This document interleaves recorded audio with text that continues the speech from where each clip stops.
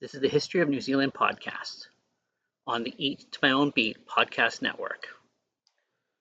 Welcome back to the History of New Zealand podcast. This is episode 39, Settlement of Confiscated Lands.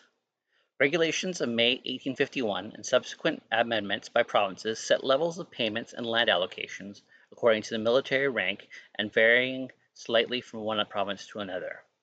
Soon after the passing of the Settlements Act in 1863, agents were employed to enlist men for military service in Taranaki from among the gold miners of Otago and Melbourne. Between 30 December 1863 and 17th of February 1864, 4 ships arrived in New Plymouth carrying 489 volunteers. In Taranaki, 39,600 hectares, or 98,000 acres, were laid out as military settlements with the hope that when men were released from military duty, they would remain on their allotments and become permanent settlers.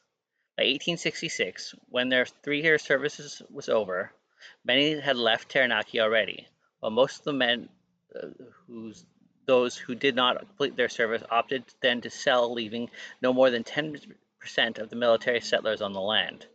The 11 towns laid out north of the Wangongoro River, most had no houses on them, while the most populous, including Normbambi, Hawera, and Carlisle, rarely had more than a dozen. The main reason was the inability of the province government to provide work for the men, or to build roads and bridges linking the settlements. Throughout New Zealand, the government had confiscated areas clearly unsuitable for settlement. In Taranaki, they had taken the whole Mount Taranaki, while in the Bay of Plenty, they had confiscated Mount Putauaki and the whole Rangitikei swamp and other areas in the thick bush. Military settlers ultimately took less than 1% of the land confiscated from the Ngati Awa. In Taranaki, Maori, often with the tacit consent of the government, later began returning to the lands that had been taken from them. When parts of those lands were subsequently wanted for settlement, compensation payments were made to the Maori users. In government eyes, a bribe to keep peace rather than the purchase price. The deeds of secession were signed, transferring title to Europeans. In 1880, spiritual leader Te Witi o Rangomai judged that such payments meant the confiscations were a sham and began to actively claim back confiscated land that had not been used by the government, proceeding on the basis that the Maori only had to enter the land and plow it and reestablish their rights.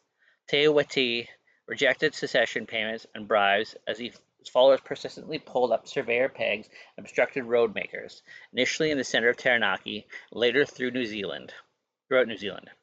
With the ploughmen's campaigns, tensions led to the armed police raids of Perahaki, Taranaki in November 1881 and the expulsion of 2,000 men, women, and children, followed by the destruction of the village. Thank you for listening to the History of New Zealand podcast. We're found on YouTube and anywhere else you could find your normal podcasts. Please like, comment, and subscribe, or find us at www.eattomyownbeat.com.